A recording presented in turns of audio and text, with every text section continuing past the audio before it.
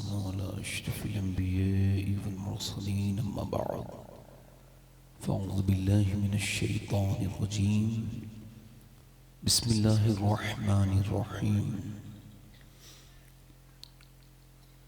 लक़द कान लकुम फ़ी रसूलिल्लाहि उस्वतुन हसना सदक़ल्लाहुल अज़ीम। क्या बात रज़ा उस चमनिस्ताने करम की, ज़हरा है कली जिसमें हुसैन और हसन फूल। तेरी सरकार में लाता है रज़ा उसको शफ़ी, तेरी सरकार में लाता है रज़ा उसको शफ़ी, जो मेरा गौस है और लाडला बेटा तेरा। आइए मोहब्बत के साथ बारगाह रिसालत में दुरूद पाक का नजराना अक़ीदत पेश करें। पढ़िए अल्लाहुम्मा सल्ली अला।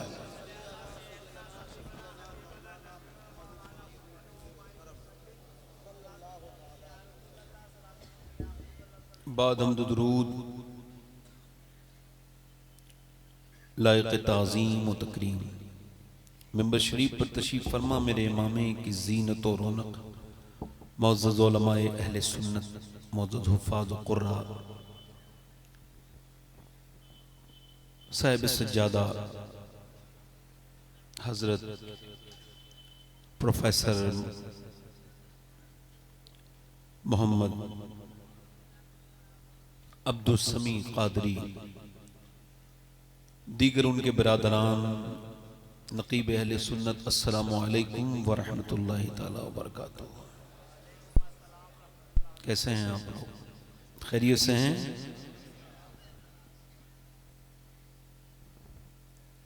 जितना अल्लाह का करम है आपने अपने जोर से नहीं बोला है, आवाज हल्का है, जोर से कहिए अल्हम्दुलिल्लाह। ये पहला उसूल है, मेरी आपसे गुजारिश है, पहला सबक है कि ये एक बात आज से अपनी जिंदगी में ऐड कर लीजिए, शामिल कर लीजिए कि जब कोई पूछे क्या हाल है तो सबके हाथ में मरहम नहीं है, सबको जख्म नहीं दिखाए जाते।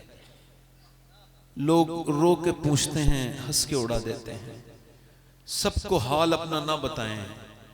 शहंशाह बगदाद सैयदना शेख मुहियुद्दीन अब्दुल कादिर जीलानी गौसुल आजम फुतहुल गैब में इरशाद फरमाते हैं, सबको हाल बताओगे तो बेहाल हो जाओगे, हाल उसे बताओ जो हाल बदल सकता है।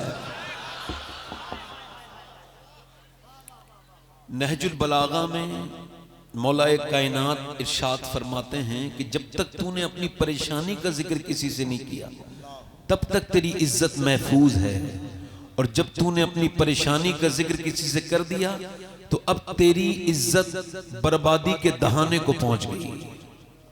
सैयदना शेख मुहियुद्दीन अब्दुल कादिर जीलानी गौसुल आजम फरमाते हैं कि अल्लाह की शिकायतें करनी है तो उससे करो जो अल्लाह से ज्यादा मेहरबान मिले। वो तो कोई है? ढूंढो, अगर मिले अल्लाह से ज्यादा करीम तो फिर गर्मी की शिकायत भी कर लो, सर्दी की शिकायत भी कर लो। मदीने में तेज हवा चल रही थी, एक सहाबी ने कहा बड़ी तेज हवा चल रही है। हुजूर ने फरमाया यूं ना कहा करो हवा तेज चल रही है, बल्कि यूं कहो मेरा रब चला रहा है तो हवा बड़ी तेज चल रही है।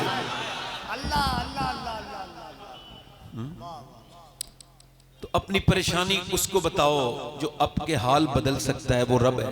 मेरे शेख ने और इरशाद फरमाया फतूल गैब में गौसुल आजम ने फरमाते, अपनी परेशानी को अगर अल्लाह को बताएगा, लोगों से छुपाएगा तो तेरी मोहब्बत अल्लाह के साथ बढ़ जाएगी।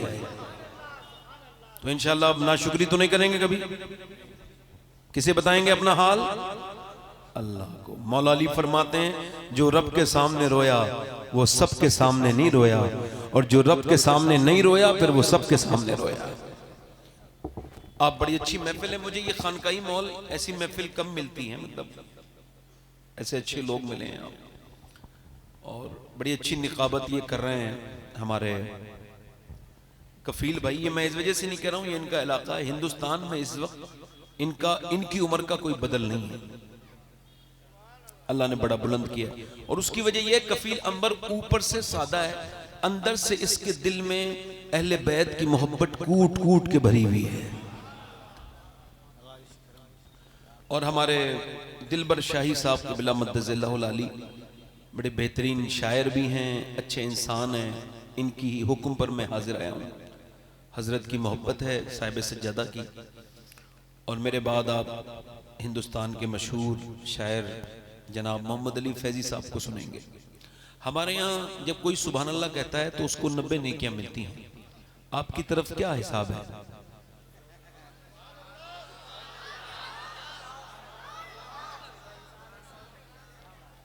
अच्छा, वैसे मैं आपको बताऊं, अभी 90 मिल रही हैं, मगर मेरे पास एक ऐसी तरकीब है कि आप चाहें तो आपकी नेकियां बढ़ भी सकती हैं सुभान अल्लाह कहने पर। मैं आपके लिए दुआ करूंगा, अल्लाह आपको मक्का दिखाए, मक्के में एक नेकी 1 लाख के बराबर हो जाती है।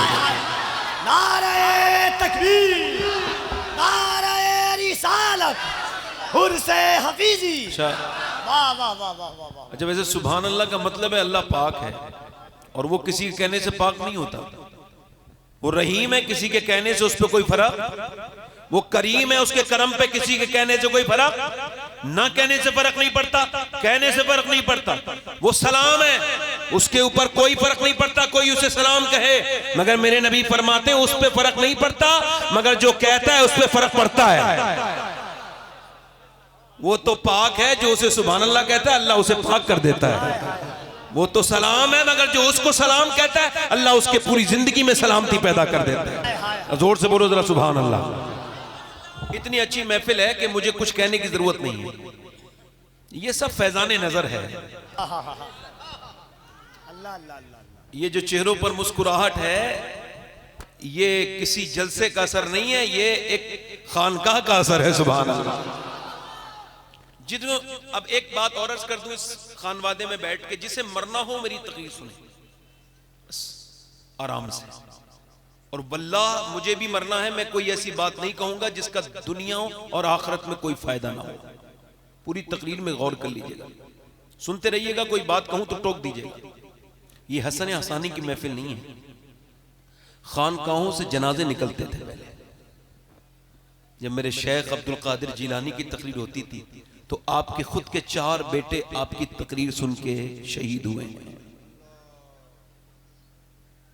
कहां गई वो चीजें दिलों को बदलने वाली? खैर, बैठे आप आराम से, उठना बैठना बंद करें।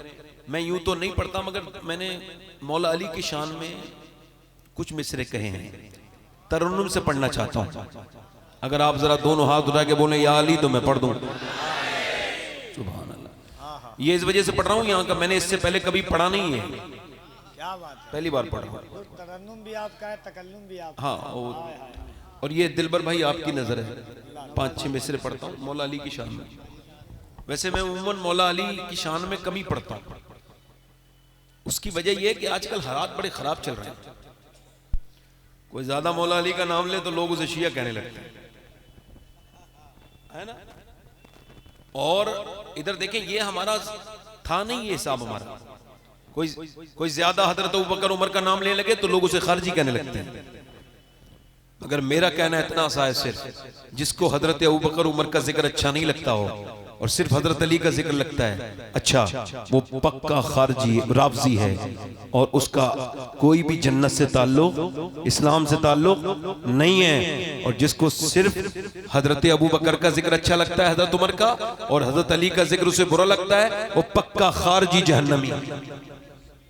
हम अहले सुन्नत हैं, अहले सुन्नत का है बेड़ा पार, असहाबे हुजूर नज्म है और नाव है इतरत रसूलुल्लाह की। पढ़ता हूं 2-3 शेर, जरा दोनों हाथ उठा के बोले या अली। मुझको मौला अली से निस्बत है, अल्लाह अल्लाह अल्लाह। अच्छा, वाह वाह वाह। मुझको मौला अली से निस्बत है, यही निस्बत मेरी अलामत है, यही निस्बत मेरी अलामत है।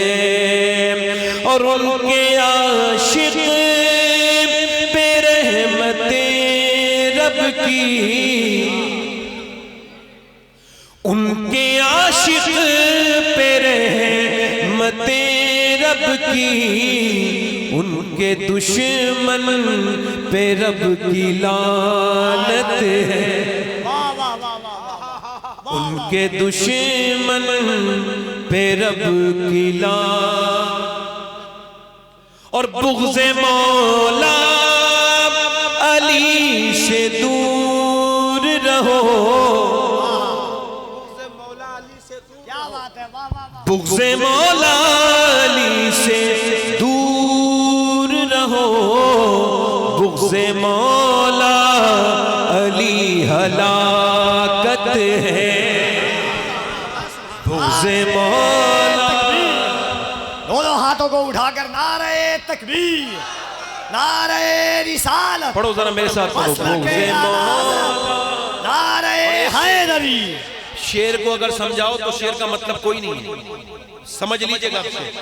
शेर सुनिए, साहिब सज्जादा की नजर है। शेर अच्छा हो तो जरा गौर कर लीजिएगा। ये शहादत है तेरे घर का चलन,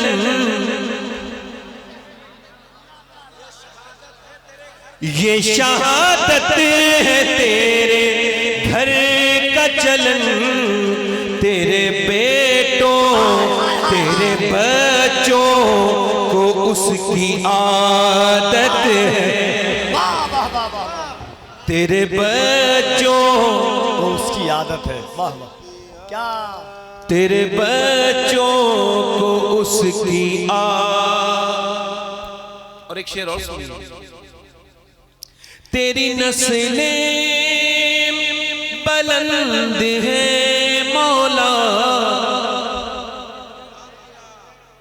तेरी नस्लें बुलंद है मौला, तेरे बेटों की सबको हाजत है। तेरे बेटों, चूंकि आपके मिजाज का न तरन्नुम है न कलाम है, मगर फिर भी एक और एक शेर पढ़ देता हूं, आखिरी शेर पढ़ता हूं। मैं भी इब्ने अली हूँ, इब्ने अली। अल्लाह अल्लाह अल्लाह। मैं भी इब्ने अली हूँ, इब्ने अली। मैं भी इब्ने अली हूँ, इब्ने अली। सारी दुनिया मेरी विरासत है। वाह वाह वाह वाह वाह, नारा नारा नारा।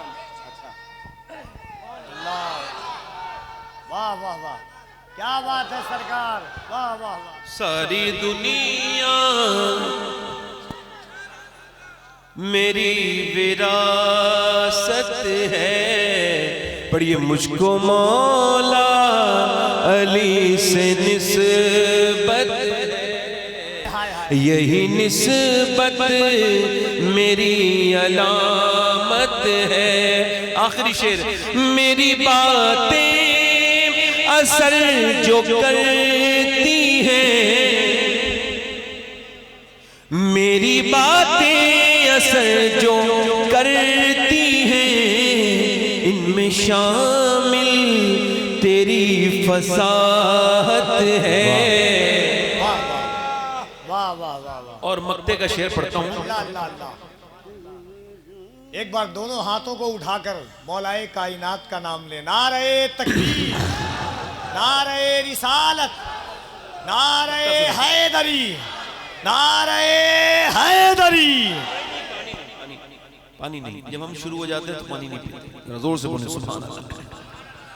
मक्ते का शेर समाप्त। काश मौला अली ये फरमा दे, हाय हाय हाय हाय। काश मौला अली ये फरमा दे, ये शबाहत मेरी शबाहत है, ये शबाहत मेरी शबाहत है, ये शबाहत। काश बाबा अली फरमा दे तू शबाहत मेरी शबाहत है, हाँ शबाहत मेरी शबाहत। बहुत शुक्रिया, इको कम कर दो। ये शबाहत मेरी शबाहत। तकरीर शुरू कर रहा हूँ। पहली तकरीर का उन्वान है कि इसका सवाल है कि अल्लाह ने इंसान को क्यों पैदा किया। सवाल है, ये दुनिया का सबसे बड़ा सवाल है। इसका जवाब अगर जिसने ढूंढ लिया बस वो मंजिल पा गया, और जिसने इस जवाब का नहीं ढूंढा वो पूरी जिंदगी सफर में रहा। किसी को पता ही नहीं हो उसको जो उसको मंजिल क्या है, पहुंचना कहां है, तो पूरी जिंदगी सफर करे पहुंचेगा। एक आदमी की किसको किसी ने मार के डाल दिया तालाब में, ध्यान से सुनो, उसकी लाश सड़ गई, गल गई तालाब में, फिर बाजियाब हुई, दरियाफ्त हुई। किसी ने लाश को पकड़ा, पुलिस को फोन किया, लाश पकड़ी गई, उसका पोस्टमार्टम हुआ, और पोस्टमार्टम के बाद सारी निशानियां खत्म, कौन है कहां का है कुछ नहीं पता। इतना पता था मुसलमान है। मस्जिद में ऐलान हुआ कि भाई एक कफन एक आदमी को देना है और चंदा कर लो। इमाम साहब ने कहा मैं गुस्ल दे दूंगा मगर कफन के पैसे मेरे पास नहीं। किसी ने 10 दिए, किसी ने 5 दिए, किसी ने 20 दिए। 1 घंटे में उसका पूरे कफन का चंदा हुआ। उसको लोगों ने दफनाया। कोई नमाज जनाजा में रोया नहीं, किसी को पता ही नहीं था ये कौन है, किसी का दिल नहीं लगा, उसको दफन कर दिया लोगों ने। 3 महीने के बाद पुलिस की इन्वेस्टिगेशन के बाद पता चला कि ये जो शख्स मरा है इसके पास 100 बीघा बाग था, 10 करोड़ की प्रॉपर्टी का मालिक था।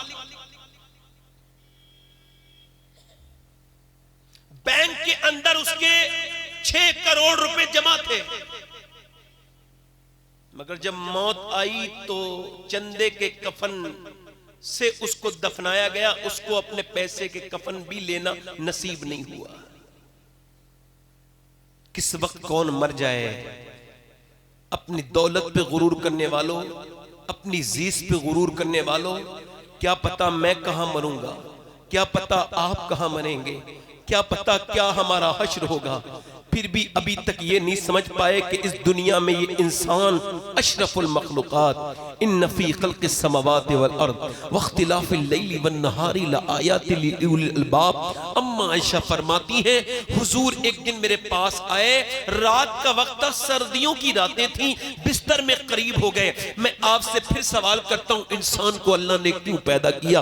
पूछता हूं आपसे, क्या सिर्फ खाने के लिए? नहीं नहीं, जानवर बहुत खाते हैं। सिर्फ पीने के लिए? नहीं नहीं, बहुत पानी जानवर आपसे ज्यादा पीते हैं क्वांटिटी में पानी। क्या सिर्फ इंसान को अल्लाह ने सोने के लिए पैदा किया? इन जानवरों की नींदें बड़ी लंबी होती हैं। सिर्फ कमाने के लिए? तो आपसे ज्यादा पैसे काफिरों पर हैं, गैर मुस्लिमों पर हैं। अल्लाह फरमाता है अल्हाकुमुत तकासुर हत्ता ज़ुरतुमुल मकाबिर कल्ला सौफ़ा तालमून सुम्मा कल्ला सौफ़ा तालमून। तुम्हें गाफिल रखा माल की ज्यादा तलबी ने, यहां तक कि तुमने कब्रों के मुंह देख लिए। मेरे नबी फरमाते हैं अगर आदम की औलाद को एक जंगल भर के अल्लाह दौलत दे दे, खजाना दे दे, हीरे जवाहरात दे दे, तो वो उस जंगल को ठिकाने लगा के दूसरे दिन दूसरे जंगल की तलाश में निकल जाएगा। यानी इंसान की जो खोपड़ी की हबिस है, हुजूर फरमाते उसको कब्र की मिट्टी भर सकती है। अल्लाह फरमाता है तुम्हें गाफिल रखा माल की ज्यादा तलबी ने। तुम बंबई भी घूम के आए, तुम अमेरिका भी घूम के आए, तुम सऊदिया भी घूम के आए, मगर अफसोस के माल के लिए घूमते रहे। और फिर वो कहता है क्यों? अल्हाकुमुत तकासुर हत्ता ज़ुरतुमुल मकाबिर, यहां तक कि तुम कब्रों में आ गए। अल्हाकुमुत तकासुर हत्ता ज़ुरतुमुल मकाबिर। फिर वो कहता है कल्ला सौफ़ा तालमून, तुम हाँ जान जाओगे, हाँ जान जाओगे। फिर अल्लाह फरमाता है सुम्मा। अब जब अल्लाह सुम्मा कहे तो डर जाना चाहिए। वो कहता है फिर हाँ तुम जान जाओगे। तुमने ये जो दौलतें जमा कर रखी है, तुम क्या समझते हो तुम्हारा फ्रिज काम का है? वो ठंडा ना करे तो बेकार है, अगर वो खाने को महफूज ना करे तो बेकार है। तुम्हारा प्लेन अगर ना उड़े और एक जगह से दूसरी जगह ना पहुंचाए तो बेकार है। तुम्हारी कार जो तुमने बनाई है वो काम ना करे तो बेकार है। तो क्या अल्लाह अल्लाह ने इंसान बनाया है यूं ही बना दिया, उसका कोई काम नहीं है, फरमाता है खुद ही, क्योंकि अल्लाह को ने इंसान को पैदा किया है। कोई प्रोफेसर नहीं बताएगा इंसान क्यों पैदा किया गया है, कोई दानिशमंद नहीं बताएगा। अल्लाह खुद फरमाता है मैंने इंसान को अपनी इबादत के लिए पैदा किया, मैंने इंसान को मैंने आजमाइश के लिए पैदा किया। यानी सुबह आजमाइश, यानी रात आजमाइश, आजमाइश के लिए है। अगर फ्रिज पानी ठंडा ना करे तो बेकार, मोटरसाइकिल चले ना तो बेकार, और अगर इंसान अल्लाह के करीब ना पहुंचे तो वो भी। अल्लाह अकबर, अल्लाह अकबर। बैठे भाई, एक मिनट तवज्जो करें, आप मेरी तरफ देखें, दिल लगा के बैठे, जोर से बोले सुभान अल्लाह। इमाम मालिक कहते हैं, फरमाते हैं इंसान 2 बार पैदा होता है। कितनी बार बोलो? हालांकि पैदा तो एक ही बार होता है, मगर वो कह रहे हैं कि 2 बार पैदा होता है। एक बार तो मां के पेट से पैदा होता है, एक दिन उस दिन पैदा होता है जब वो ये जान ले कि अल्लाह ने उसको क्यों पैदा किया है। अपने मन में डूब कर पा जा सुराग़े जिंदगी, मेरा ना बनता है ना बन, अपना तो बन। इंसान अपना ही नहीं बना, दौलतें कमाता रहा, कभी अपनी आंख से जिंदगी पे नजर न की। वही ज़ाबिये जो के आम थे मुझे खा गए, मैं अमीर था पला हुआ था सुकूत में। ये जो लोग महबे कलाम हैं मुझे खा गए, वो जो जहर कुन सलाम थे, वो जो खुली खुली थी अदावतें मुझे रास थी, ये जो जहर कुन सलाम हैं मुझे खा गए। यही जिंदगी बस कि मोबाइल ले लिया, पूरे दिन बैठे रहे। आप अपनी स्क्रीन टाइम तो चेक करो नौजवानों, 6-6 घंटे स्क्रीन टाइम है आपकी। आपके 10-10 साल के बच्चे अब सिर्फ वो और कुछ नहीं देखते, सिर्फ वो गेम खेलते हैं। ऊपर अभी मैंने देखा तो यहाँ जलसा चल रहा है, ऊपर लड़का गाना सुन रहा था, मैंने उसको टोका और मैं कहा तू कितना बदनसीब इंसान है कि उधर हुजूर की महफिल हो रही है और तू महफिल में बैठ सुनने के बजाय वहां बैठ के कानों में लीड लगा के। अभी एक जगह गौरा चौकी पड़ती है गोंडा के पास, वहां एक्सीडेंट मैंने देखा, एक लड़के का भेजा पड़ा हुआ था रोड पर, ट्रक ने उसको कुचल दिया था, नौजवान लड़का था, उसकी लाश तड़प रही थी। थोड़ी देर के बाद ठंडी हो गई, उसकी रूह निकल गई, मगर जब वो मरा था तो कुछ सुन रहा था। जब उसके आईपॉड निकाल के चेक किया गया तो मोबाइल में गाना बज रहा था। अब मुझे बताएं, मेरे नबी फरमाते जो जिस हाल में मरेगा उसी हाल में उठाया जाएगा। अब जो गाना सुनते सुनते मर गया, बताओ वो किस हाल में उठाया जाएगा? बताओ, मैं आपसे पूछता हूं, जो गाना सुनते सुनते मर गया वो किस हाल में उठाया जाएगा? जो गंदी तस्वीरें देखते देखते मर गया वो किस हाल में उठाया जाएगा? थोड़ा ही को और कम करें, किस हाल में उठाया जाएगा? देखो भाई कैमरे वाले भाई, ए कैमरे वाले भाई, नीचे बैठ जाओ बेटे, इंसान के बच्चे बन जाओ, जल्दी नीचे बैठ जाओ, जल्दी बैठ जाओ बेटे। ये कौन बच्चा है, इसे बैठा लो नीचे, जल्दी से बैठ जाओ बेटे, बैठ इंसान के बच्चे बनो। इधर देखो, अब मेरी तरफ देखो, जो जिस हाल में मरेगा उसी हाल में। अब जो गंदी तस्वीरें देखता हुआ मरा है वो इम्तिहान का मतलब क्या है? फजर का वक्त है, नींद बड़ी आराम से आई है आपको, और सर्दी का मौसम भी है, बाहर टेम्परेचर बड़ा लो है, सर्दी बहुत है, अजान की आवाज आ गई, ईमान ने कहा चलो नमाज पढ़ो, नफ्स ने कहा नहीं नमाज नहीं पढ़नी, लेट जाओ आराम करो, ठंडी बहुत है बाहर जाओगे ठंड लग जाएगी। अल्लाह फरमाता है, हदीस कुदसी है, अल्लाह के रसूल फरमाते हैं, अल्लाह फरमाता है मैंने इंसान को पैदा किया, उसके साथ अपने दुश्मन नफ्स को भी पैदा किया। मेरा नफ्स, आपका नफ्स, ये मेरा दुश्मन है, ये कह रहा है उठो चलो, वो कह रहा है ईमान नमाज पढ़ो, वो कह रहा है नफ्स लेट जाओ सो जाओ आराम कर लो, अभी थोड़ी देर के बाद उठना, बाहर बड़ी सर्दी है, लिहाफ में गर्मी है। उसने कहा नहीं मैं निकलूंगा, उसके ईमान ने लिहाफ को फेंक दिया और ईमान बाहर को निकला। ईमान ने फिर ठंडे पानी में कांपते हुए वुजू किया और कांपते कांपते मस्जिद में गया। फजर की अजान में नमाज के बाद उसने अपनी नाक को अल्लाह के सामने रगड़ा और जैसे ही रगड़ा फरिश्तों ने कहा ये अल्लाह का बंदा आज ये अपने नफ्स पर फतह पा गया, कामयाब हो गया। आज ये नफ्स पर, जल्दी बोलो, नफ्स पर फतह पा गया और कामयाब। दिल भर भाई और कामयाब और कामयाब। हो गया। वो बाहर को निकला, बाहर को जैसी निकला था उसने देखा कि नमाज पढ़ के अपने नाश्ता करके अपने काम पे जा रहा था, एक लड़की बेहुदा, बेहया, बेशरम, बेगैरत, इंतहाई दर्जे की घटिया कपड़े पहन के, जिसमें चुस्त लिबास, उसका जिस्म नजर आ रहा है। इसकी एक नजर उस पे पड़ी, इसने एकदम नजर झुका ली, चूंकि पहली नजर माफ है और पहली नजर में होता भी कुछ नहीं, दूसरी नजर फितने पैदा करती है, जिना की तरफ दूसरी नजर लाती है। इसके नफ्स ने कहा भाई देख ले, एक बार और देख ले, बड़ी हसीना है, इसका जिस्म भी आया है, थोड़ी तस्कीन कर ले। इसने कहा नहीं देखूंगा, नफ्स भौंक रहा है कुत्ते की तरह, जरा देख ले एक बार नजर उठा के। इसने कहा नहीं देखूंगा। मेरे नबी ने फरमाया आंखों का भी तो जिना जिना होता है, जो आंखों से देखे ये आंखों का जिना है, और जो आंखों से कहे देखेगा, इसकी आंखें कयामत के दिन अल्लाह के सामने कहेंगी मालिक तूने तो काबा देखने के लिए दी थी, तूने तो माँ बाप का चेहरा देखने के लिए दिए थी, मगर ये तो गंदी तस्वीरें देखता था, औरतों को बुरी नजर से देखता था, ये आंखों का जिना है। बोलो इन आंखों से कैसे हुजूर को देखोगे कब्र में जाके, जो आंखें अब गंदी हो गई हैं, जो आंखें अब किसी लायक नहीं बची। तुमने दुनिया को मजाक समझ लिया, तुमने अपने पैदा होने को मजाक समझ लिया। अल्लाह फरमाता है इंसान क्या समझता है वो ऐसे ही छोड़ दिया जाएगा? नहीं नहीं, उसकी हर बात का हिसाब होगा, हर जर्रे जर्रे का हिसाब होगा। वो मेरे दोस्त मैं तुझसे ही पूछता हूँ, उसका नफ्स कह रहा है देख ले, वो कहता नहीं देखूंगा। उसने कहा नजारा आंखों से दूर चला जाएगा वरना देख ले।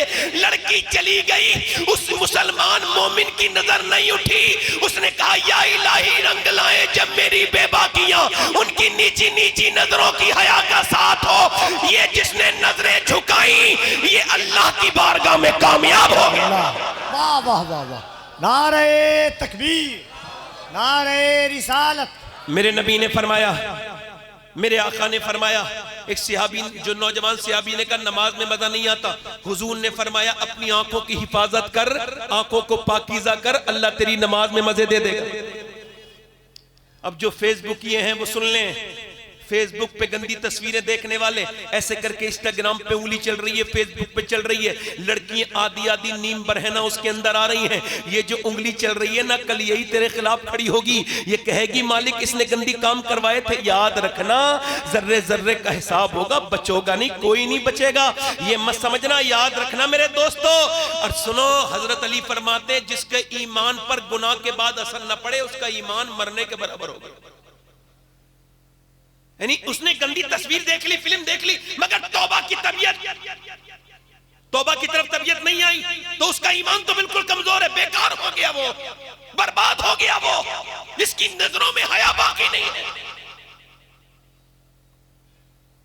नौजवानों उसको देख रहा है, उसमें नीम बरहना लड़की है, एकदम स्किप करता चला जा रहा है। एक स्टोरी देखी, दूसरी स्टोरी देखी, तीसरी, देखते देखते देखते देखते अचानक उसकी सगी बहन की स्टोरी आ गई। अब जब उसने देखा तो बोला मेरी बहन तो इंस्टाग्राम नहीं चलाती। उसने जब देखा तो हैरत से अपनी माँ के पास लेके आया। माँ ने उसको देखा, कहने लगा ये कहां से चलने लगी? पता लगा बहन छुप छुप के चलाती थी, तू किच्चू भी छुप छुप के गंदी बातें देखता था। तेरी बहन भी इंस्टाग्राम पे आईडी बनाई थी और उसने भी फॉलोवर बनाने के चक्कर में अपना जिस्म दिखाया था लोगों को।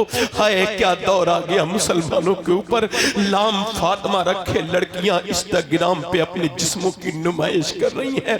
नाम मोहम्मद फारूक, मोहम्मद अली, अली नाम जो है वो मोहम्मद अली, नाम जो है गुलाम हुसैन रखकर, नाम नवाब, नाम मोहम्मद सरफराज रखकर, नाम मोहम्मद अब्दुल अलीम रखकर क्या घटिया हरकतें कर रहे हैं, इंस्टाग्राम पे तस्वीरें लोड कर रहे हैं। अरे बड़ा अफसोस होता है मेरे दोस्त, याद कर मेरे भाई, कल तक तूने जमाने बदले थे, आज तू कितना कमजोर हो गया। तूने अपने नबी को, अपने पैगंबर को, उनके नाम को तूने कैसा खराब करने की कोशिश की। देख तो पहले के मुसलमान कितने अच्छे थे कि दिल्ली की जमा मस्जिद पे एक आदमी भीख मांग रहा था, अंग्रेज गुजरा, देखने आया जमा मस्जिद, उसने उससे कुछ भीख मांगी, उसका बटुआ गिर गया, उसने समझा मैंने रख लिया, मगर अंग्रेज का बटुआ गिर गया, वो उसने उठा लिया। मुसलमान ने अंग्रेज को ढूंढा, मिला नहीं, 3 महीने के बाद आया, कहा साहब ये आपका पर्स है। उसने ढूंढा, उसमें बहुत से पैसे थे। कहने लगा इतनी बहुत सी दौलत तूने मुझे वापस क्यों कर दी? क्या तू फकीर नहीं है? तेरी जिंदगी बदल जाती, ये पैसे तूने छुए तक नहीं क्यों? कहने लगा बात ये नहीं है, मैं फकीर तो हूं मगर मगर बेगैरत नहीं हूँ। का क्या मतलब? का तू ईसा अलैहिस्सलाम का उम्मती है, मैं मुस्तफ़ा जाने रहमत का उम्मती हूँ। अगर तेरे नबी ने क़यामत के दिन मेरे नबी से कह दिया होता कि आपका उम्मती चोर है, तो मेरे नबी को शर्मिंदगी होती। और मैं इतना घटिया नहीं हूँ जो अपने नबी को तकलीफ पहुंचाऊं। भिखारी जरूर हूँ मगर दिल में आमना के लाल का बड़ा इश्क है। अंग्रेज बोला जरा हाथ बढ़ा, मुझे मुसलमान बना दे, मुझे कलमा पढ़ा दे। जब उम्मती की ईमानदारी का ये आलम है तो नबी की ईमानदारी का आलम क्या होगा? वाह वाह वाह वाह वाह, नारे तकबीर, नारे रिसालत। उनसे इकबाल कहता है बुत शिकन उठ गए बाकी जो रहे बुतगर हैं। वो थोड़ा सा इको और कम कर, थोड़ा आवाज बढ़ा दें। बुत शिकन उठ गए बाकी जो रहे बुतगर हैं। उम्मती बाईस से रुसवा ये पैगंबर हैं। नौजवान अपनी जिंदगियों में मस्त हैं। मेरे नौजवानों में तुम्हारे दरवाजे पे भीख मांगने आया हूँ। तुम मुझे भीख दे दो, अपने आमाल को ठीक कर लो। खुदा के वास्ते हुजूर की उम्मत को बर्बाद मत होने दो। मेरे आका की उम्मत के नौजवानों, तुम रात को तन्हाइयों में नमाजें पढ़ते थे तो हमारी कौम बड़ी अच्छी थी। तुम जब अल्लाह से डरते थे, तुम जब नूर दुरूदे पढ़ते थे अपने नबी पर, हमारे हालात बड़े अच्छे थे। तुमने अब 2-2 घंटे फेसबुक को तो दे दिए। तुमने नबी पर उतरा हुआ कुरान पढ़ना छोड़ दिया। तुम हाफिज हो फिर भी कुरान खोल के नहीं देखते। तुम सब कुछ हो मगर फिर भी नबी से कोई मोहब्बत नहीं। और मेरे दोस्त, उससे कहता हूं जिंदगी को अपनी बर्बाद न कर, यूं जिंदगी को जाया न कर। ये जिंदगी एक बार मिली है। ये दुनिया क्या है? ये छोटी है। मताउन दुनिया कलील, ये बहुत छोटी है। इसको जरा थोड़ा सा ठीक कर दे। मौलाए कायनात नहजुल बलागे में इरशाद फरमाते हैं, ये दुनिया जो है गुजरगाह है, ठहरने की जगह नहीं। ठहरने का मकाम आखिरत है। ठहरने का मकाम आखिरत है। मेरी तरफ देखिए, अपने पड़ोसी मुल्क में एक लड़का गाने गाता था। गाने गाते गाते बड़ा कामयाब हुआ। 16 साल की उम्र में एक मर्सिडीज गाड़ी जीती 1 करोड़ रुपए की। उसके बाद उसका हौसला बढ़ गया। दूसरा तीसरा कंपटीशन वेरीफाई किया, मुल्कों में घूमने लगा। वर्ल्ड टूर किया उसने। यूरो में, पाउंड में और डॉलर में पैसे कमाए। एक शहर में एक घर, दूसरे शहर में दूसरा घर। 19 साल की उम्र में शादी अपनी पसंद से कर ली। और 23 साल की उम्र में शादी करने के बाद गाना गा रहा था, कहीं स्टेज पर गिर गया। जब उसको होश आया तो पता लगा दोनों गुर्दे फेल हैं। अब डायलिसिस पे आ गया, यानी उसके गुर्दे फेल हो गए। यहां से उसके गुर्दों में, उसके गुर्दों का खून निकाला जाता है पूरे जिस्म का, और डायलिसिस होता है। 1 हफ्ते में 1 बार डायलिसिस होता है। अल्लाह अकबर। एक लड़का मुझे मिला था उत्तराखंड में, उसका ये 24 साल की उम्र थी, उसकी ये नस कांप रही थी। मैंने पूछा क्या हुआ? कहने लगे ये नफ्स मेरी हिलती रहती है चूंकि मेरे दोनों गुर्दे खराब हैं और मेरा बाप ने सारी जमीन बेच दी मगर मेरे गुर्दे ठीक नहीं हुए, सारी जमीन बेच चुका हूं। अल्लाह अकबर। कहता है मेरा बाप लोगों से कर्जे लेता है और मैं अकेला उसका बेटा हूं। अल्लाह अकबर। कभी आप में कितने लोग ऐसे बैठे हैं जिन्होंने एक बार कहा हो ऐ अल्लाह मेरे गुर्दे ठीक हैं, चल 2 रकत नमाज पढ़ के तेरा शुक्रिया अदा करता हूं? कभी नहीं कहा होगा, कोई नहीं बैठा होगा। तुमको पता है ये गुर्दे जब खराब हो जाएं। कश्मीर से एक आदमी का मेरे पास टेलीफोन आया, कहने लगा हम आपकी तकरीर करवाना चाहते हैं। मैं कहा मेरे पास इस महीने में कोई वक्त नहीं। कहने लगे आप आ जाइए खुदा के लिए, जो आपकी तकरीर सुनना चाहता है उसको कैंसर है। और उसने कहा मैं आखिरी बार उनकी तकरीर सुनना चाहता हूं। मैं गया, उसका नाम मोहम्मद सलीम था, इंतकाल हो गया। अल्लाह उसकी मगफिरत करे, सब कह दो आमीन। अल्लाह उसकी मगफिरत करे सलीम की। वो मुझे बहुत कुछ सिखा के गया। मैं कमरे में उसके पास बैठा, मैंने पूछा सलीम भाई क्या हाल है? कहने लगे अल्लाह का शुक्र है, मुस्कुरा के। मैं कहा मैंने सुना आपको कैंसर है? कहने लगे मुझे सुना हुआ कैंसर नहीं है सही साहब, मुझे टाटा अस्पताल ने लिख के दिया है कि मुझे कैंसर है और 2 महीने के बाद डॉक्टर कहते हैं तू मर जाएगा। तो मैं अल्लाह का शुक्र ना अदा करूं? कितनों को अटैक से मौत आ जाती है, कितनों को किसी बीमारी से आ जाती है, मगर मेरे अल्लाह का करम यह है 2 महीने पहले मुझे पता चल गया मौत आनी है तो मैं जरूर अपने रब को राजी कर लूंगा।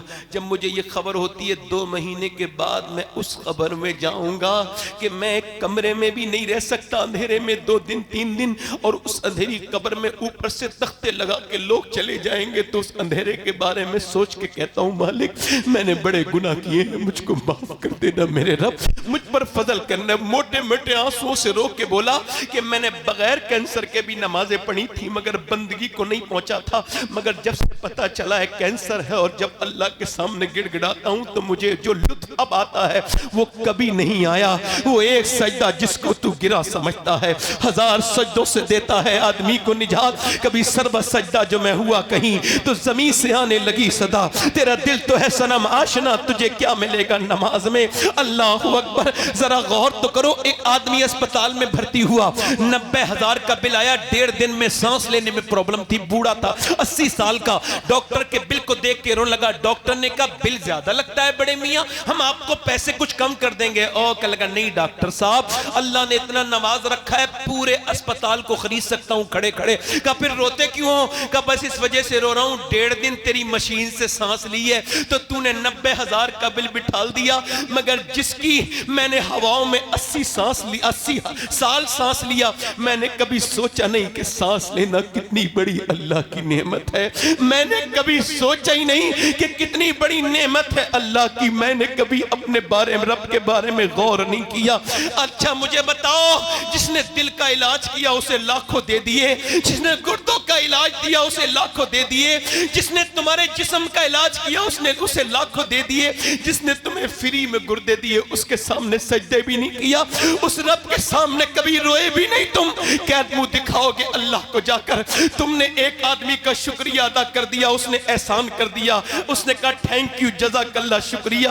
कभी रब से नहीं कहा मालिक अपने हबीब की उम्मत में बना दिया, तेरा शुक्रिया। ऐ अल्लाह तूने ईमान वाला बनाया, तेरा शुक्रिया। या अल्लाह तूने बगैर दवाइयों का जिस्म दिया, मैं बगैर दवाइयों के जी रहा हूं, शुक्रिया। ना जिंदगी को समझे नहीं, जिंदगी को जाने नहीं। इंसान की नाक के अंदर एक रग है, इस रग के बारे में डॉक्टर कहते हैं, जो न्यूरो सर्जन है वो कहते हैं, और ईएनटी स्पेशलिस्ट, कि इस नाक की ये रग जो कि दूरबीन से नजर आती है, नाक के अंदर है, यहाँ बीच में है, और आपके दिमाग तक जाती है, ये सूंघने का काम करती है। अगर ये बंद हो जाए या खराब हो जाए तो न खुशबू आए न बदबू आए। और सुनो, वो डॉक्टर कहते हैं पूरी दुनिया का मेडिकल साइंस मिलकर अभी इस लायक नहीं हुआ है कि वो एक नाक की उस छोटी सी रग की बराबर दूसरी रग बनाए जो अल्लाह ने अपने हर बंदे की नाक में बनाई है। इस लायक नहीं है। हमारा साइंस से कोई झगड़ा नहीं है। साइंस किताब तहकीक है, कुरान किताब तखलीक है, कुरान अल्लाह का कलाम है। सुनो, हमारा साइंस से कोई झगड़ा नहीं, क्योंकि आज तक लोगों ने यह कहा कि हमने जो साइंस ये कहता है कि चांद 1.25 लाख मील दूर है, मगर ये नहीं कहता मैंने बनाया है। वो कहता है सूरज ऐसा है, मगर वो कहता नहीं मैंने बनाया है। और इसके अलावा पूरी दुनिया में लोगों ने दावे बहुत किए कि मैं खुदा हूं, मगर किसी ने ये नहीं कहा जमीन मैंने बनाई है, आसमान मैंने बनाया है। वो अकेला मेरा रब है जो कहता है जमीन भी मैंने बनाई है, आसमान भी मैंने बनाया है।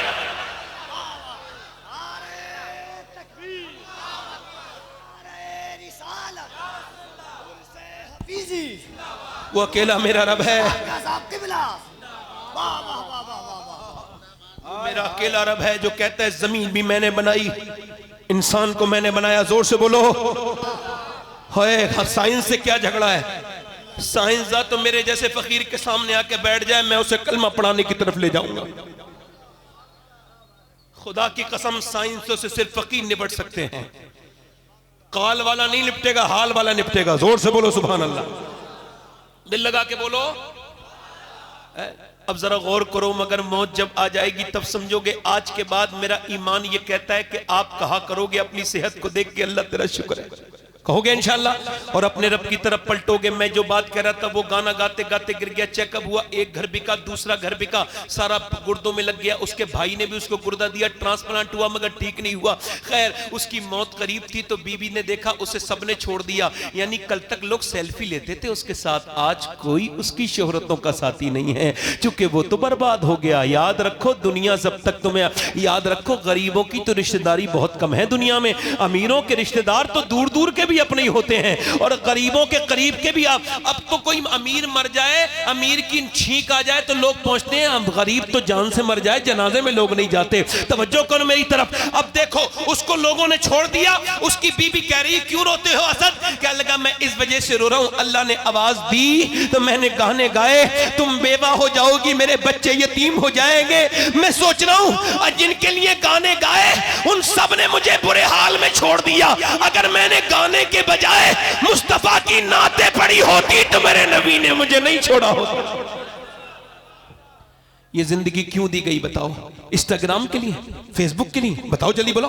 फेसबुक के लिए, यूट्यूब के लिए क्यों जिंदगी दी गई बताओ? इतनी लंबी लंबी चैटिंग करने। याद रखो ये तुम स्किप नहीं कर रहे हो, अपनी जिंदगी स्किप कर रहे हो। अपनी उंगली को रोको, अपने रब को याद करो लोगो, अपने अल्लाह को याद करो, उससे कहो मालिक माफ कर दे। याद रखना ये मोबाइल बहुत बड़ा फितना है इस दौर का, इसको समझ जाओ। अभी कुछ दिनों के बाद अस्पतालों में होता है गुर्दे का डिपार्टमेंट अलग, दिल का डिपार्टमेंट अलग, कुछ दिनों के बाद मोबाइल के मरीजों का भी डिपार्टमेंट होगा जिन्हें मर्ज है मोबाइल का। ये जहां भी बैठते हैं मोबाइल चलाते रहते हैं, चाहे कैसी भी बात हो रही हो इनको कोई फिक्र नहीं होती। मोबाइल का भी मरीज होता है आदमी, समझ में आ रही नहीं आ रही? ये मर्ज है बकायदा, इस पर स्टडी हो चुकी है। ये जो आप मोबाइल ज्यादा देखते हैं, डोपामिन नाम का एक जब वहां पर निकलता है, उसके बाद वो जो आपका डोपामिन उसकी जो है तस्कीर तब होती जब उसे देखते हैं। ये भी नशे की तरह है। तो याद रखो अल्लाह ने तुम्हें ना यूट्यूब के लिए बनाया, ना इंस्टाग्राम के लिए बनाया, ना तुमको बनाया दुनिया की बातें करने के लिए, बल्कि बरेली से मेरे ताजुश शरिया की आवाज आ रही है। जिंदगी ये नहीं है सभी के लिए, जिंदगी है नबी की, नबी के लिए ये जिंदगी है। ये तो पोते ने 100 साल के बाद कहा था, मगर 100 साल पहले दादा ने इससे बड़ी बात कही। पोते ने कहा जिंदगी है नबी की, नबी के लिए। दादा बोले जमीनो जमा तुम्हारे लिए, मकीनो मका तुम्हारे लिए, चुनीनो चुना तुम्हारे लिए, हमारे यहाँ तुम्हारे लिए, उठे भी वहां तुम्हारे। नारे तकबीर, नारे रिसालत, उठे भी वहां। बोलो दिल लग रहा है आप लोग का? नहीं लग रहा है तो ऐसा गूंज और कम कर दो भाई, गूंज। जब शायर आए तो गूंज पैदा करना, मुझे तो सादा कर दो। दिल लगा के बोलो सुभान अल्लाह, बड़ी मेहरबानी आपकी। इधर देखें, ये जो बच्चे कानों में लीड लगा के फिरते हैं, ये जितने, सबसे पूछ लेना। ये लड़कियां जो थिरकती हैं 10-10 साल की, सबसे पूछ लेना। इनकी माओ से कसम दे के पूछना कि जब पेट में थे ये तुम्हारे बच्चे तो तुमने फिल्में देखी थी कि नहीं देखी? आप ये मत समझना मैं कोई तकरीर कर रहा हूं, नहीं। कोई मैं आपसे दाद तलब करने नहीं आया हूं। दाद तलब करने के 1000 तरीके पता है मुझे। मैं आपसे दाद नहीं, ये बात कहना चाह रहा हूं, संजीदा हो जाओ, सीरियस हो जाओ, अपने बच्चों को जहन्नम से बचाओ।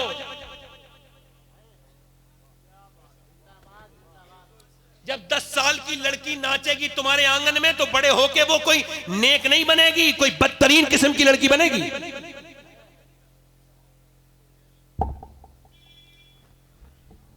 छोटी बच्चियों को जो अंग्रेजी लिबास पहनाते हैं वो भी सुन लें। आपसे अर्ज कर रहा हूं, ध्यान से सुनना। मेडिकल साइंस इस बात को वेरीफाई कर चुका है, हार्वर्ड वगैरह ने इस पर रिसर्च किया कि बच्चे पर असर कब होता है मां का। तो उन्होंने कहा कि पेट के अंदर से ही होता है, पेट के बाहर से नहीं होता। यानी वो बाहर से ही शुरू नहीं होता, पहले ही शुरू हो जाता है। यानी ये जो बच्चे पागल हुए इन पर उन्होंने रिसर्च किया। 27 साल तो ये पागल बच्चे कौन है? तो उन्होंने बताया ये वो बच्चे जब मां के पेट में थे तो इनके बाप ने इनकी मां को मारा। क्या किया बोलो? इनके बाप ने इनकी मां को, उस जाहिल को यह पता नहीं कि उसने अपनी बीवी पे जुल्म नहीं किया, अपने होने वाले बच्चे की जिंदगी के साथ खिलवाड़ कर दिया। उसने बेटे को अपने डैमेज कर दिया। बच्चा जब बाहर आया पागल था, अब चाहे उसको पटना दिखाइए चाहे उसको दिल्ली दिखाइए, अपने किए का तो कोई इलाज है नहीं। इसका मतलब यह कि मेडिकल साइंस ये कहता है कि जब औरत से ये कहता है कि तुम अगर ये चाहती हो कि तुम्हारा बच्चा मजबूत हो तो टेंशन मत लेना, बगैर बेफिक्र होकर रहना। और ज्यादा ताकतवर बच्चा, अगर मां कमजोर तो बच्चा कमजोर, मां बीमार तो बच्चा बीमार, मां को परेशानी तो बच्चे के दिमाग पे असर। डॉक्टर कहता है प्रेगनेंसी में औरतों से कि तुम अगर ये चाहती हो कि तुम्हारा बच्चा ज्यादा ताकतवर हो तो आयरन की चीजें जैसे बादाम या सेब खाना। अगर तुम ये चाहती हो कि तुम्हारा बच्चा ज्यादा विटामिन सी लेके पैदा हो तो तुम ज्यादा विटामिन सी इस्तेमाल करना, यानी तुम ज्यादा संतरा और ज्यादा नींबू खाना। तुम अगर ये चाहती हो कि तुम्हारा बच्चा ज्यादा मजबूत पैदा हो तो विटामिन डी के लिए धूप में बैठना और ज्यादा अमरूद खाना। अब आप मुझे बताएं कि अल्लाह का बनाया हुआ सेब, संतरा, अनार, अमरूद अगर मां खाए तो बच्चे पे असर हो जाए, तो क्या अल्लाह का कुरान मां पढ़ेगी तो बच्चे पे असर नहीं होगा?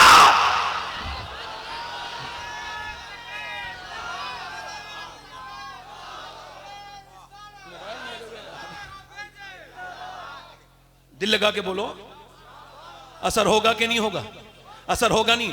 यार देखो जरा गौर करो, ये पानीपत में एक बच्चा पैदा हुआ, दिल्ली के करीब में पानीपत है, वहां एक बच्चा 80 किलोमीटर दूर है, बच्चा पैदा हुआ। मैं आपको बताऊं खानकाई निजाम कैसे चलता है, सुन लीजिए खानकाई निजाम बता रहा हूं। बच्चा पैदा हुआ, 1 दिन रोया, 2 दिन रोया, 3 दिन, अब 3-4 दिन रोना तो एबनॉर्मल है, नॉर्मल तो बात नहीं ना। तो अस्पताल में दिखाया गया, डॉक्टरों को दिखाया गया, उस जमाने के डॉक्टर मतलब हकीम। अब कोई डॉक्टर से मुराद ये डॉक्टर ने ले हकीम। अब वो हकीमों को दिखाया, ठीक नहीं हुआ। 1 महीने के बाद फखरुद्दीन बहाउद्दीन ज़करिया मुल्तानी के दामाद गुजर के जा रहे थे, उन्होंने कहा ये बच्चा जो रो रहा है, रो नहीं रहा, अल्लाह की हम्द बयान कर रहा है। मुरीदों ने कहा हुजूर इतना छोटा बच्चा अल्लाह को याद कर रहा है। कहा देखो चलो दिखाता हूं। पहुंचे, कहले कोई है? बाप निकल के आए बच्चे के। कहा ये आपका बच्चा है? कहा हाँ। कहा ये बच्चा आपको मुबारक हो, अल्लाह का वली है। कहने लगे आपका दिमाग तो ठीक है, ना खुद सोया ना सोने दिया है, आप इसको वली कह रहे हैं, डॉक्टरों में लिए फिर रहा हूं, मैं पागल हो गया, दिखाते दिखाते आप वली कह रहे हैं। कहा उसको बुरा मत कहो, मेरे गोद में ला के दो। गोद में ला के दिया, एक कान में कुछ पढ़ के दम किया, दूसरे में कुछ, बच्चा खामोश। कहने लगे साहब आपने क्या पढ़ दिया, ये दम कौन सा है? बड़े बड़े अस्पतालों से ठीक नहीं हुआ, डॉक्टरों से, ये क्या पढ़ के फूंक दिया? बाद में बताऊंगा, पहले ये बताओ क्या इसकी माँ कुरान की हाफिजा है? कहा हाँ मेरी बीबी कुरान की हाफिजा है, 24 घंटे में एक कुरान खत्म कर देती है। कहने लगे तभी तो बात है, जब ये अपनी मां के पेट में था ना, तो इसकी मां जमाल फातिमा ने उठते बैठते चलते फिरते इतना कुरान पढ़ा कि मां के पेट के अंदर कुरान सुनने की आदत हो गई। जब वही बच्चा पैदा हुआ, मां गंदगी में गई, जच्चगी में गई, कुरान उसने पढ़ा नहीं, बच्चे को कुरान की भूख लगी थी, तुम उसको दवाइयां खिला रहे थे, मैंने एक कान में एक आयत पढ़ी, दूसरे में दूसरी पढ़ी, बच्चा खामोश हो गया। उसी बच्चे का नाम शरफुद्दीन बू अली शाह कलंदर पानीपती है। सुनो, जब पानीपत में मां कुरान सुनाए तो बच्चा शरफुद्दीन बू अली कलंदर बनता है, और जब मदीने में फातिमा कुरान सुनाए तो बेटा नेज़े पे चढ़ के करबला में कुरान सुना ले। नारे तकबीर, नारे रिसालत, फैज़ाने इमाम हुसैन, उर्से हफीजी। जोर से बोलो। वाह वाह वाह, इसका मतलब है मां का असर। वाह वाह वाह। अगर मैं तकरीर कर रहा हूं तो बोलो ना भाई सुभान अल्लाह। ये मत देखो कि रात बहुत हो गई, अपने नसीब पे नाज करो। इतनी रात में लोग अपनी तबीयत के लिए सो रहे हैं, तुम शरीयत के लिए जाग रहे हो। ये देखो इतनी रात में लोगों को अपना चैन प्यारा है, तुम्हें जिक्र हुसैन प्यारा है। समझो सुभान अल्लाह। इसका मतलब मां सैयदी मुर्शिदी सरकारे हुजूर आला हजरत फरमाते हैं, जब मां अपने बच्चे को पिस्तान के करीब करे, दूध पिलाए, फीडिंग कराए, और दूध के साथ दुरूद भी पढ़ दे, अल्लाह उसके बच्चे को आशिक रसूल बना देता है। छोटा सा अमल है, अमल बहुत बड़ा तो नहीं। मेरी बहनें सुन रही, मेरी बेटियां, छोटी छोटी बेटियां मेरी सुन रही हैं, बड़ा अमल तो नहीं, छोटा सा अमल है। अब सुनो और देखो, तवज्जो करो मेरी तरफ, अब जरा तवज्जो करो, इधर देखो। एक बच्चा लाहौर में अच्छे नंबरों से पास हुआ। कहां पे? 5 बच्चे अच्छे नंबरों, 125 साल से भी पहले की बात है, 150 साल की। मैनेजमेंट ने यह कहा, जो असातिज़ा थे, उन्होंने कहा कि क्या बनना चाहते हो? जब 5 गरीब थे, गरीबों के बच्चे अच्छे नंबर लाते हैं। कोई अमीर बैठा हो तो बुरा ना मानना, मैं बात तो सही कह रहा हूं, जरा जोर से बोले। अच्छे नंबर इसलिए से लाते हैं, बेचारों को कोई आसरा तो होता नहीं है, करोड़ों और उमरों की स्थिति होती है, तो पढ़ते हैं, बच्चे अच्छे नंबर लाए। 5 साल के बच्चा, कोई 4 साल का, बोले फ्यूचर में फ्यूचर प्लानिंग बताओ, क्या बनना चाहते हो, ख्वाब क्या है तुम्हारे? हम तुम्हें पढ़ाएंगे, तुम गरीब हो, फिक्र मत करो। मैनेजमेंट ने कहा, एक बच्चा बोला इंजीनियर, एक ने कहा डॉक्टर, एक ने कहा साइंस, एक बड़ा था वो नहीं बोल रहा है, बड़ा खूबसूरत बच्चा 5 साल का, और तुम क्यों नहीं बोलते बेटे, तुम क्या बनना चाहते हो? नहीं बोला। जब 2 बार पूछा तो रोने लगा। मास्टर करीब जाके बोले, बेटे तुम गरीब हो, डरो मत, हम तुम्हें पढ़ाएंगे, क्या बनना चाहते हो? बच्चा बोला, मैं सिहाबी रसूल बनना चाहता हूं। मास्टर ने सीने में उठा के उठाया, बोले बेटे तुझे मालूम नहीं सिहाबी कौन होता है? कहा नहीं नहीं, मगर मेरी माँ रोज मुझे अबू बकर की बातें सुनाती। कहती है कैसे गार पे वो लेके चढ़े थे, कैसे लेके चढ़े थे हुजूर को अपने कांधों पे बिठाल के 5000 फीट पर। वो बताती है कैसे गार में उन्होंने जान कुर्बान की थी। वो बताती है बिलाल के सीने पे कैसे पत्थर रखे गए थे। बच्चा रो के बोला, मेरी माँ ये भी कहती है मास्टर साहब के सिहाबी से आमना का लाल बहुत प्यार करते हैं, नबी मुझे ऐसे ही बना दो। मास्टर ने उसको उठाया और कहा सिहाबी तो नहीं बनेगा बेटे, मगर तू आदमी बहुत बड़ा बनेगा। वही लड़का जब बड़ा हुआ, उसका नाम डॉक्टर मोहम्मद इकबाल था। उसी ने कहा था कि मोहम्मद से वफा तूने तो हम तेरे हैं, ये जहां चीज है क्या लोहो कलम।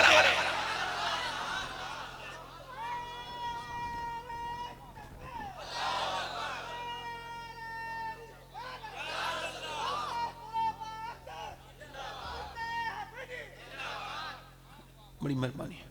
इसका मतलब ये मां जो सिखाए, ये मैं एक बात याद रखना, रोटी पका के खिलाओ मत खिलाओ, मगर दीन सिखाओ।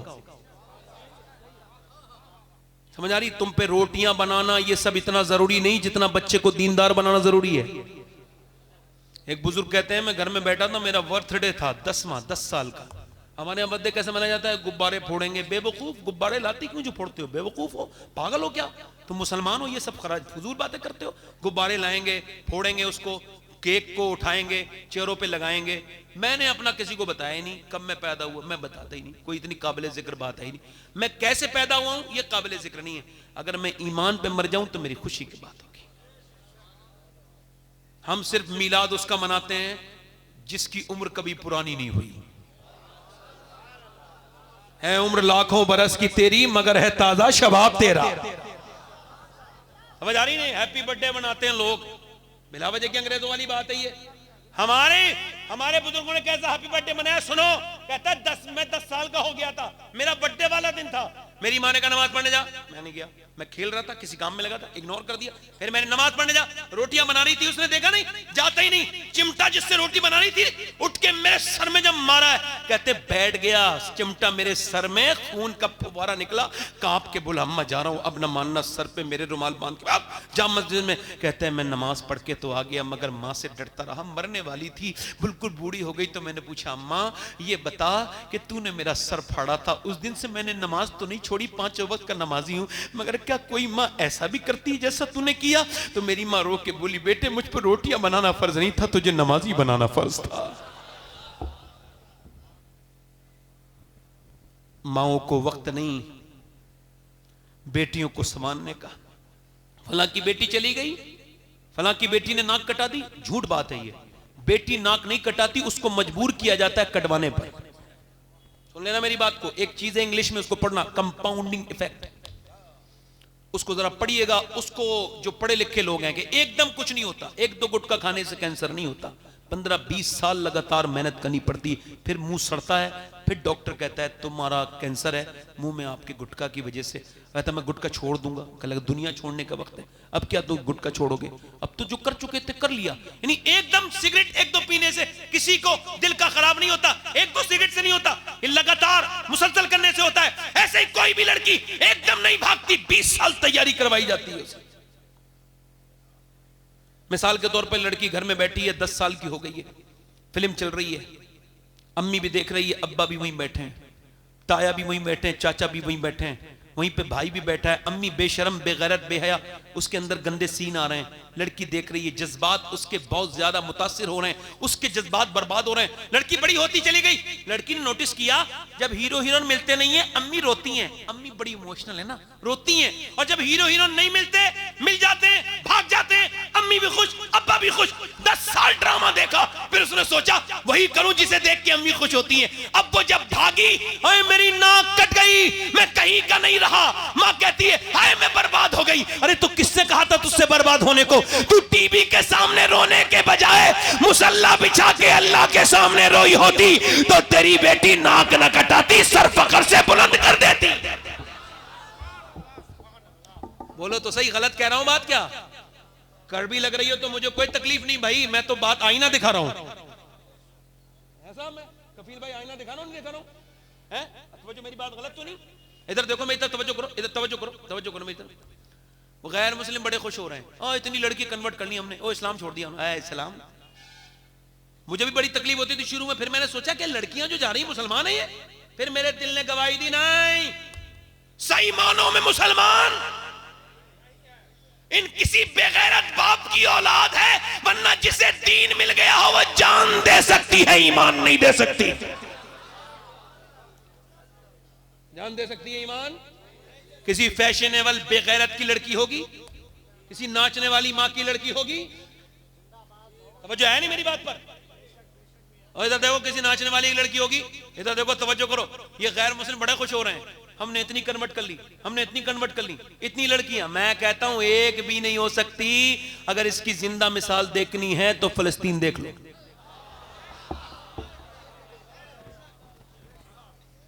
7,000 बच्चे वो शहीद हुए हैं जिनकी उम्र 10 साल से कम है। माएं जब उनकी लाशें उठा रही हैं तो किसी का हाथ हाथ में आ रहा है। तुम्हारे भी तो बच्चे हैं, मेरे भी तो बच्चे हैं।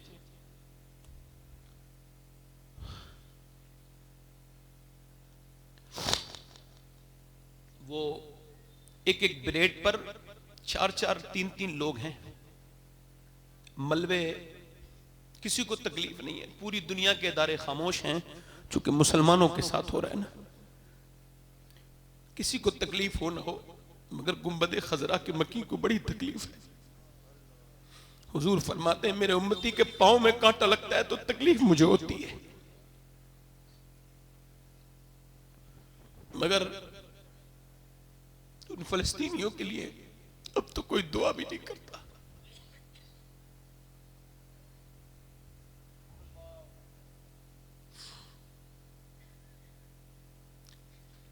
अब कोई सलाहुद्दीन नहीं आएगा, अब कोई मूसा बिन नसीर नहीं आएगा। 57 मुल्क बेगैरत है, मगर उनकी लड़कियों ने, वो बेटियों ने उनकी जो पैगाम दिया, ये मेरा पैगाम मेरी बहनों को सिखाओ, बताओ। जिन्होंने टॉप पहन लिए, जिन्होंने जीन्स पहन ली, उन्हें मेरी बात बताओ। जो नाच रही हैं छोटी छोटी मेरे कौम की बेटियां, उन्हें सुनाओ। वो कह रही हैं हम रात को जब सोते हैं ना तो बुर्का ओढ़ के सोते हैं। कैसे सोते हैं? किसी ने कहा रात को तो कपड़े उतार के सोया जाता है, बुर्का ओढ़ के तो नहीं। कह लगी जब बम गिरता है ना तो सारा घर मलबा बन जाते हैं लोगों के, तो हम ये सोचते हैं जब हमारे ऊपर बम गिरे हैं और जब हमारी लाशें मलबे में से निकले तो बेपर्दा नहीं होने चाहिए, पर्दे में होनी चाहिए। काश मैं अपनी बहन को दे सकता ये दुपट्टा, एक मैं अपनी बेटी को दे सकता। मैं कहता ये दुपट्टा ओढ़ ले, अगर तू बेपर्दा हो गई और तेरे अंदर से हया निकल गई तो मेरी कौम बेहया हो जाएगी। काश मैं अपनी बहन को दे चुका होता ये दुपट्टा। अगर 5 साल की उम्र में दुपट्टा पहना दिया होता तो बड़े होके कभी बेपर्दा नहीं होती। एक साहब को मैंने टोका था, तुम्हारी बहन 10 साल की है, वो टॉप पहन रही है जीन्स, उसको समझाओ। कहने लगे मौलाना अपना काम करो, मुझे अपनी बेटी पे बहन पे भरोसा है। और आज 12 साल हो गए इस बात को, उसकी बहन गैर मुस्लिम के घर में है। रास्ते खुद ही तबाही के निकाले हमने ये समझा नहीं मेरी बहनों बेटियों ने। मैं आराम से बात कर रहा हूं, मैं अपनी बहनों से कहता हूं आपने ये समझा नहीं कि आपके लिए मशअले रात थी किसकी जात? कौन थी सैयदा खातून जन्नत? कौन थी फातिमा ज़हरा? चांद देखा, चांद नबी ने, तवज्जो करना, चांद देखा। और सुनो तवज्जो करो, चांद देखा नबी ने। कल को ईद है, मेरे नबी ने कहा फातिमा मेरी बेटी कल ईद है, क्या मेरी लाडली ने चांद देखा है? सैयदा ने कहा अब्बा मैंने तो नहीं देखा। कहा मेरी फातिमा क्यों नहीं देखा? सारे लोगों ने देखा है, सारे मदीने वालों ने देखा है। कहने लगी अब्बा जब सब ने देखा है तभी तो फातिमा ने नहीं देखा कि उस पे नजर नहीं डालना चाहती जिस पे सबकी नजर पड़ रही है। मेरा इमाम कोई भी बात कागजी नहीं करता, मेरा इमाम कहता है जिसका आंचल न देखा मोह मेहर। उस रिदाए नज़ाहत पे लाखों सलाम। मैं घड़ी देख के इंशाल्लाह अपने वक्त पे जो मुझे वक्त है उस पे खत्म कर दूंगा इंशाल्लाह। दिल लग रहा है आप लोग का? नहीं लग रहा? देखो मेरा तो लग रहा है, क्योंकि मैं मुसलमान हूं। साफ बता रहा हूं, मैं कोई बहुत नेक इंसान नहीं, मुझे यह भी नहीं पता कि मैं जन्नती हूं या जहन्नमी हूं, मगर इस हालत में मैं मुसलमान हूं। और मैं जब तकरीर करता हूं तो मुसलमान ही बन के करता हूं। आप समझ आ रही है आपकी मेरी बात? अब मैं बात करता हूं मौला अली की। एक हमारे यहां शादियां हैं, एक मौला अली की बारात है। सुभान अल्लाह। अली की बारात अल्लाह की मर्जी से हुई है, सब कह दो सुभान अल्लाह। अली दूल्हा बन के नबी के घर की तरफ चले हैं। अली फरमाते हैं मौला अली, तवज्जो, कहते हैं हुजूर ने मुझे बचपन में गोद में ले लिया, और फरमाते हैं जब कोई नहीं था ना हुजूर के साथ तो हुजूर मुझे अपने बिस्तर पे लिटालते थे और अपने सीने से मेरा सीना चिपटा के सुलाते थे। मौला अली की ज़बानी बयान कर रहा हूं। कहते मैंने हुजूर की बेटी का रिश्ता मांगा, सरकार खुश हो गए, सरकार ने इजाजत दे दी मेरे आका ने। फरमाते मेरी बारात चली।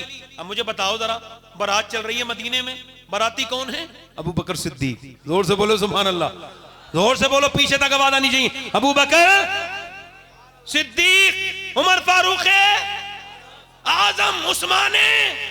और सुनो, बारात का इंतजाम कौन देख रहा है? बिलाल हबशी, सलमान फारसी। और निकाह कौन पढ़ा रहा है? मेरे नबी। अरे जिस बारात का बाराती अबू बकर हो, उमर हो, उस्मान हो, जिसका इंतजाम बिलाल हबशी देखे, सलमान फारसी देखे, जिसका निकाह नबी पढ़ा है, जिसकी दुल्हन नबी की बेटी फातिमा हो, जिसका दूल्हा अली हो, तो फिर उसमें बच्चे भी तो हसन हुसैन अता करता है ना। हाय हाय हाय, वाह वाह वाह वाह वाह वाह। हजरत अली कहते हैं मेरी शादी हुई, मैं अपने बीबी के कमरे में गया। कहां गया बोलो? पहली मर्तबा मैंने फातिमा के करीब गया तो मैं रोने लगा। तो फातिमा ने कहा मुझसे, क्या आपको ये शादी मर्जी नहीं थी आपकी? रोते हैं। कहने लगे फातिमा, हुजूर ने मुझ पे एहसान किया कि आपका हाथ मुझे दे दिया, मैं तो आपके इस वजह से नहीं रो रहा हूं। फिर रोने के बजाय मैं रो रहा हूं, कोई भी लड़की हो ना, दुल्हन बनते वक्त वो सोचती है कि काश एक जोड़ी कपड़े उसे पहनने मिल जाएं, है ना, दुल्हन जब बने। मैं देख रहा हूं फातिमा, आपके चेहरे पे तो कोई शिकन नहीं है, मगर जिस चुंदरी में, जिस चादर में आप दुल्हन बनी है, उस पे 17 पैमद लगे हुए हैं। नबी की बेटी दुल्हन बन के आई है, 17 पैमद की चादर। अजीमुशान नबी की अजीमुशान बेटी ने सर उठाया और कहा मेरे सरताज आप रोइए मत। मेरे अब्बा ने फरमाया मेरी बेटी फातिमा, अल्लाह मेरी बेटी कपड़ों से राजी नहीं होता, सजदों से राजी होता है, तकवे से राजी होता है। आए आए। हजरत अली कहते हैं साथ खातून जन्नत दुनिया से जा रही थी, रोने लगी। इधर देखो, हुजूर की बेटी दुनिया से गई, उम्र कितनी थी? 26 या 27 साल, बस इतनी उम्र थी, इससे ज्यादा नहीं। बीमारी कोई नहीं, मौत की वजह हुजूर का गम। 6 महीने तक मुस्कुराई नहीं अपने अब्बा की वजह से। अच्छा ये बताओ, जिसका एक बेटा हसन हो, एक हुसैन हो, जिसका शौहर अली हो, जिसकी उम्र खुद जवान हो, उसे दुनिया में जीना चाहिए था, मगर नहीं, उन्हें हसन हुसैन से भी ज्यादा, ज़ैनब और अली से भी ज्यादा अपने अब्बा से प्यार था। हुजूर के विसाल को बर्दाश्त, 6 महीने तक बिस्तर पे रही खामोश, और 6 महीने के बाद हज़रत अली से बोली मैं जा रही हूं आज, मेरी बहनें सुन लें, मेरी बेटियां सुन लें, जिस्मों पे टाइट लिबास पहन के चलने वाली, आज जरूर मेरी बेटी मेरी बात सुन लेना दिल से, आज जरूर सुन लेना, मैं नौकर हूं तेरा, तेरा भाई हूं मेरी बहन, तेरा बड़ा भाई मान ले, तू अगर मुझसे उम्र में बड़ी है तो फिर छोटा मान ले, हूं तो मैं तेरा भाई, जो समझा रहा हूं ध्यान करना। देख अल्लाह ने तेरी नमाज अलग की थी, ये मर्दों की नमाज है, अल्लाह अकबर, मगर तेरी नमाज अल्लाह अकबर। मर्द जब हाथ उठाए तो पूरा हाथ फैलाए और अल्लाह अकबर कहे, औरत जब नमाज पढ़े बस हाथ यहां तक लाए और बांध ले। क्यों? अल्लाह जानता है मर्द के जिस्म की बनावट अलग है, औरत के जिस्म की बनावट अलग है। अल्लाह नहीं चाहता मेरी बंदी नमाज पढ़ते हुए बेपर्दा हो, इसलिए मर्द की नमाज अलग है, औरत की नमाज अलग है। बेटी मेरी बहन, मर्द मरे तो 3 कपड़े देती है शरीयत, औरत मरे तो 5 कपड़े देती है, और अल्लाह नहीं चाहता कि औरत, मगर तूने बेहयाई के दरवाजे खोल दिए, तूने जब से जिस्मों पे ये टाइट लिबास पहने मेरी बेटी मेरी बहन, तब से तूने हमें शर्मिंदा कर दिया। मेरी बहन तूने जरा भी नहीं सोचा कि तू किसका कलमा पढ़ती है, तूने जरा भी नहीं सोचा तू किसकी उम्मती है, तूने कभी भी ये भी नहीं सोचा जरा सा कि जब नबी की बेटी कयामत के दिन तुझसे पूछेंगी तूने पर्दा क्यों नहीं किया तो क्या जवाब देगी। हुजूर की बेटी रो रही है, अस्मा बिनते अबू बकर आगे बढ़ के पूछती है क्या फातिमा आपको मौत का डर है? कहा नहीं, मैं इस वजह से डर रही हूं, जीते जी तो पर्दा किया है, कहीं इंतकाल के बाद जब लोग जनाजे पे ढकते हैं ना कफन, तो पेट जैसा बड़ा हो ना तो पेट पे वो कफन तन जाता है, पता चल जाता है ना कौन कितना मोटा है। फरमाती है मैं सोच रही जब जनाजा लेके चलते हैं तो कांधा बदलता है, सोच रही हूँ जब मेरा कांधा बदले तो कहीं ऐसा ना हो मेरा जब जनाजा हिले तो किसी को ये खबर ना हो जाए कि मोहम्मद की बेटी कितनी मोटी है कितनी पतली है। इंतकाल के बाद जब मेरा जनाजा निकले, जिसका आंचल न देखा मोह मेहर ने, उस रिदाए नजाहत पे लाखों सलाम। कहने लगी ए अस्मा तुझे पता है मैंने कैसे पर्दा किया है? इमाम हसन कहते हैं मेरी अम्मी 17 दिन के फाके करती थी। अल्लाह अकबर, जरा गौर तो करो। एक दिन हुजूर की बारगाह में आई, अम्मा आयशा बोली हुजूर आपकी बेटी फातिमा आ रही है। हुजूर उठ के खड़े हो गए तो देखा चादर में कुछ बांध के लाई हैं। मेरी बिटिया क्या लाई हो? खोला चादर, अब्बा लीजिए एक रोटी लाई हूं। हुजूर ने एक लुकमा मुंह में रखा, कहा मेरी बेटी तेरे बाप ने आज ये लुकमा 5 दिन के बाद पहला लुकमा खाया है। आंखों से आंसू आए, अरे मेरे अब्बा आप खा लीजिए। मेरे अब्बा मेरे अली लाए थे जो, मुझे खबर थी आपके घर कुछ नहीं है तो मैंने पहले अली को पका के दे दिया, रोटी बना के आटा गूंद के। मैंने नहीं खाया, मैंने सोचा पहले अपने अब्बा को खिलाऊंगी बाद में खुद खाऊंगी। हजरत बिलाल कहते हैं अगर 19 दिन हुजूर के घर फाका होता था तो 19 दिन फातिमा के घर भी फाका होता था। खजूर की गुठलियां चूस के पीने पानी पीने वाली फातिमा आज दुनिया से जा रही है। कल कयामत का दिन होगा, वो नबी की बेटी पूछेंगी जरूर ए दुनिया में रहने वाली औरत बता तू क्या जवाब देगी? फरमाती जो पर्दा नहीं करेगी कयामत के दिन मैं उससे मुंह फेर लूंगी। नबी की बेटी फरमा रही जब मेरा जनाजा निकले तो मैं नहीं चाहती मेरी बेपर्दगी हो। ओ मेरी बहन तू तो वैसे ही बेपर्दा है, तुझ पे दुनिया का रंग चढ़ गया।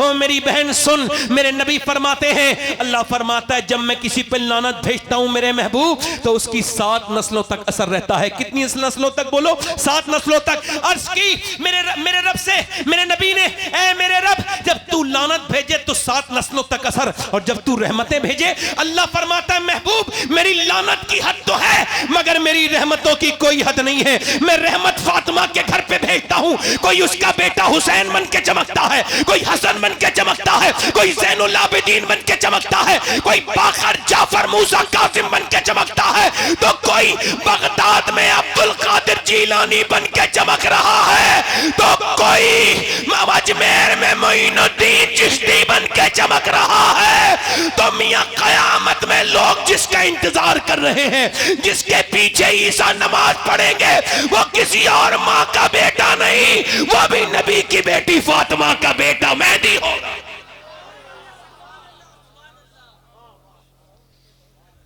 बस मैं अपनी बहनों से यही बात करके अपनी बात को खत्म कर रहा हूं। अभी मेरे पास 6 मिनट हैं और इसमें मैं अपनी बात खत्म कर रहा हूं। बैठ जाए बेटे, पैसे वैसे न दो, 2 मिनट सुन लो बस। देखो मैंने अपने बाप को कब्र में उतार दिया, हाँ। दाढ़ी के बाल मेरे सफेद होने लगे, तो अब मुझे मौत के बारे में कब समझूंगा मैं? सोचो तो, बाप को दफन करने के बाद भी किसी नसीहत की जरूरत है? तुमने भाइयों को दफन कर दिया, हमने कितने अजीजों को अपने हाथों से दफन कर दिया। मैंने अपने सामने अपने बच्चे को दफन होते देख लिया। सोचो तो मौत कितनी खतरनाक है। सोचा कभी जवानों? हुजूर फरमाते हैं गले की अगर न निकाली जाए ना ताकत, तो मरते वक्त ऐसा चीखे मुर्दा, ऐसा चीखे कि उसकी आवाज से लोग अपने बच्चे खिलाने, अपने खाना खाना छोड़ दें, जंगलों में निकल जाएं। हजरत अली की जब तलवार मारी गई ना तो ये पूरा सर कट गया ना, नहजुल बलागा में कटा ना सर, तो आपने हाथ उठा के कहा ऐ अल्लाह अली को बख्श दे, अली के अमल बहुत थोड़े हैं, अली के अमल थोड़े हैं। मेरे नबी ने फरमाया जिसका मैं मौला उसका अली मौला। अली के अमल थोड़े, कल मैं उसके हाथ में झंडा दूंगा जिससे अल्लाह भी मोहब्बत करता है, उसका रसूल भी। अली के अमल थोड़े हैं।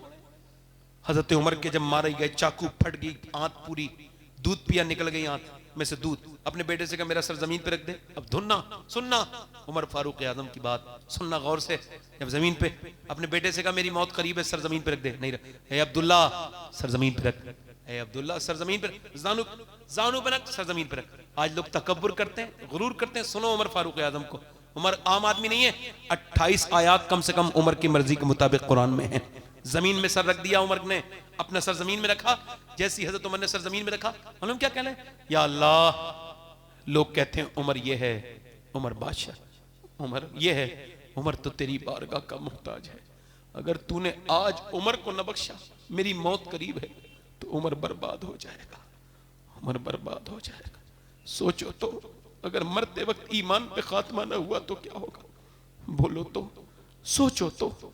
आपने कभी फिक्र की, गौर किया कि ईमान पे मरना बड़ी बात होती है? मूसा अलैहिस्सलाम के जमाने में एक औरत आई, मूसा अलैहिस्सलाम के जमाने में कहने लगी, एक आदमी से मुझे कुछ दे दे, मेरे बच्चे भूखे।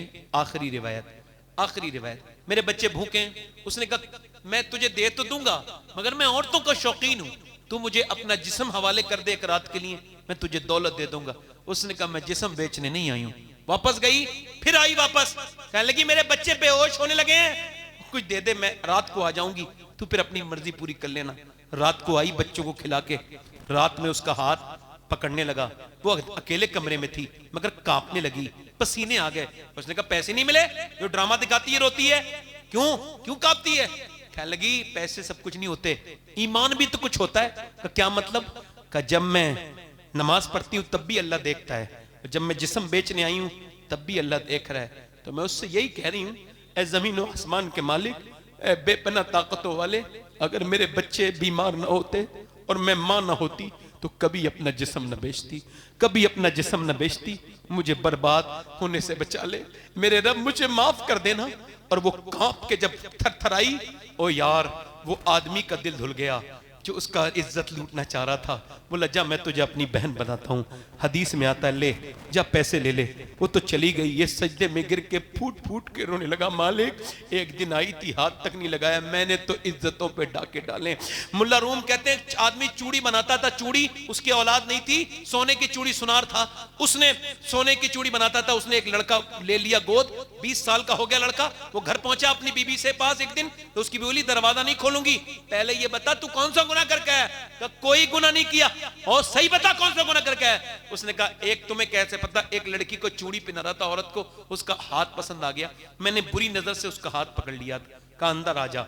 इसी वजह से पूछ रही थी, मैंने जिसे बेटा बना के पाला है ना, जो मेरा बेटा है, उसने आज मेरे घर में गंदे तरीके से मेरा हाथ पकड़ लिया था।